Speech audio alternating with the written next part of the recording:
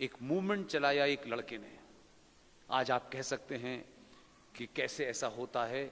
इसी संचार क्रांति की ताकत को देखिए।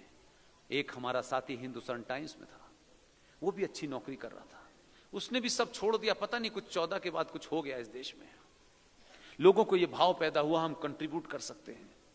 किसी ने टिकट विकट नहीं मांगी, वो लग गया और उसने पूरी ताकत लगा दी पूरे देश भर में सुभाष के बारे में। जहां जहां डॉक्यूमेंट हो सकते थे, कपड़े बिक गए, जूते बिक गए, लोगों से उधार ले लिया। हमने कहा भीख मांग लेंगे यार, इसके लिए कौन सा फर्क पड़ने वाला है, लेकिन रुकना नहीं है।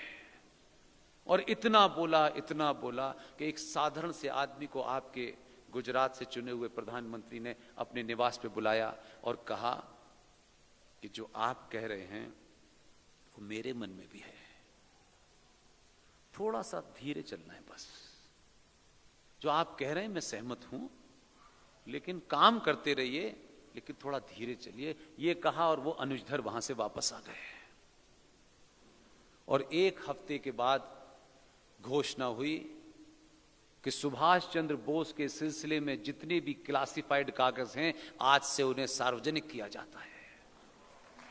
और वो क्लासिफाइड कागज जब डिसक्लासिफाई हुए, डीक्लासिफाई हुए, तो पूरे देश में वो सच्चाई फैली। और उसके बाद में उसने एक ही काम किया कि सबसे पहले उसने कहा कि आज से 26 जनवरी की जो शुरुआत 24 जनवरी से होती थी, उसने कहा कि अब से 26 जनवरी की शुरुआत 23 जनवरी से होगी। मैंने फिर वही कहा, आपकी तालियां न बजने का कारण है कि आपको पता नहीं है कि 23 जनवरी क्या थी। ये 23 जनवरी को पैदा हुए थे। उसने हल्का सा नाप के देखा कि समाज में कितना रिएक्शन आया। जैसे ही पता चला कि 23 जनवरी को सुभाष चंद्र बोस का जन्मदिन है, दूसरे दिन उसने एक और घोषणा की। जैसे वो ताली बजती है तो शायद उसमें एनर्जी आ जाती है, कुछ ऐसा लगता है। दूसरे दिन अनाउंस किया कि ये जो इंडिया गेट है, जिस इंडिया गेट के ऊपर जॉर्ज पंजम कांग्रेसियों के नाना की तस्वीर लगी हुई थी, जिन्होंने भारत में ब्रिटिश साम्राज्य की नींव रखी थी, उस जॉर्ज पंजम की मूर्ति इंडिया गेट पर थी। और इंडिया गेट के ऊपर जो नाम है, जिसमें कुछ हमारे हिंदुस्तानियों के नाम हैं, ये उन लोगों के नाम हैं जो वर्ल्ड वॉर 1 और वर्ल्ड वॉर 2 में ब्रिटिश साम्राज्य के लिए लड़े थे। कुछ पहले के लोगों ने जॉर्ज पंजम की मूर्ति उठा दी, लेकिन उनके वंशजों ने आज भी वो मूर्ति वहां से तो हट गई, लेकिन दिल्ली में सबसे बड़ा पार्क है कोरोना पार्क, आज भी जॉर्ज पंजम वहीं लगा हुआ है। लेकिन सत्ता के शीर्ष पे जहां राष्ट्रपति बैठता हो, जहां संसद हो, लोकसभा हो, राज्यसभा हो, ब्यूरोक्रेसी बैठती हो, सारे मंत्रालय बैठते हो, उस जगह की जगह खाली पड़ी हुई थी। मैं इंदौर में अपनी स्पीच दे रहा था, मुझे वहां यह टेलीफोन आया कि आप सुबह पहुंचे। मैंने कहा ऐसा क्या हुआ है? बोले आप दिल्ली पहुंचे। दिल्ली में दूसरे दिन अनाउंसमेंट हुआ कि इंडिया गेट के ऊपर देश के पहले प्रधानमंत्री सुभाष चंद्र बोस की मूर्ति लगेगी। अब ये कहा तो उसने एक तीर से दो निशाने किए कि एक तो फूल वाले चचा पहले नहीं रहे, तो पहले तो वहां रुदाली शुरू हुई। और ऐसे आदमी को जिसने ब्रिटिश साम्राज्य को लात मारी और कांग्रेसियों को लात मार के खड़ा हुआ, वो दिल्ली के सत्ता के केंद्र पर खड़ा हुआ है। और छत्तीसगढ़ की कोई है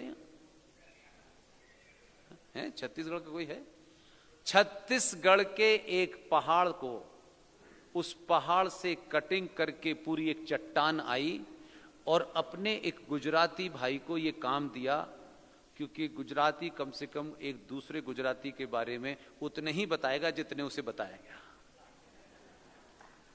और गुड़गांव के अंदर यह काम दिया गया और पूरे देश को पता ही नहीं चला कि काम कहां हो रहा है। करने वाले भी नहीं बताए, लेकिन वो बेचारा बड़ा उत्साही आदमी था, हमारा बड़ा फैन था बेचारा। उसी ने कहा कि आपसे बस मेरा छुपाना नहीं चाहता, आप आ जाइए, एक बात शेयर करनी है। तब तक मुझे भी नहीं पता था ये बात। मैं जब गया तो उसका इस हॉल से भी बड़ा उसका वर्कशॉप था। वहां वो कुछ बहुत बड़ा, क्या कहते हैं उसको, शिल्पकार। उसने कहा कि कसम है आपको कि ये नहीं किसी से कहना है। हमने कहा यार तुमने कह दिया है, अब मान लेंगे, तुम्हारे देखने आए हैं।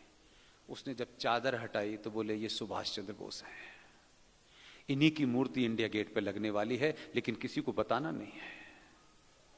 जब लग गई तब पता चला ये सुभाष है। और सुभाष की मूर्ति लगाने के बाद उसने दूसरा काम किया कि जब नई पार्लियामेंट बन गई, जब पहली नई पार्लियामेंट के अंदर लोग गए, तो वो श्रृंगोल वाली कहानी तो आप सबने देखी होगी, लेकिन जो दूसरी कहानी है वो नहीं बताई किसी ने, कि पुरानी संसद से जब नई संसद के अंदर, जैसे स्कूल के बच्चों को जब आप नए नए भेजते हैं ना माँ, तो बच्चा कितना खुशी खुशी गले में बैग डाल करके खुश, उसको पता नहीं होता इस बैग में क्या है। ऐसे ही पुरानी संसद से नई संसद जो जा रहे थे वो इतने खुश थे जैसे बच्चा जाता हो, उन्हें पता नहीं कि ये जो बैग दिया इसी में बम है। वहां गए, नई संसद में बैठे, जो बीजेपी वाले थे वो ज्यादा खुश थे, वो दूसरे वाले रोते हुए थे। लेकिन वहां जब खोला उन्होंने बस्ता, तो बस्ते में संविधान निकला। संविधान खोला तो नंदी दिखाई दिया उनको, फिर उसमें राम नजर आए। तो भाई साहब उसने कहा अब इसमें रो ना सकते हैं, ना हंस सकते हैं। फिर वही संविधान आज से शुरू हो गया है।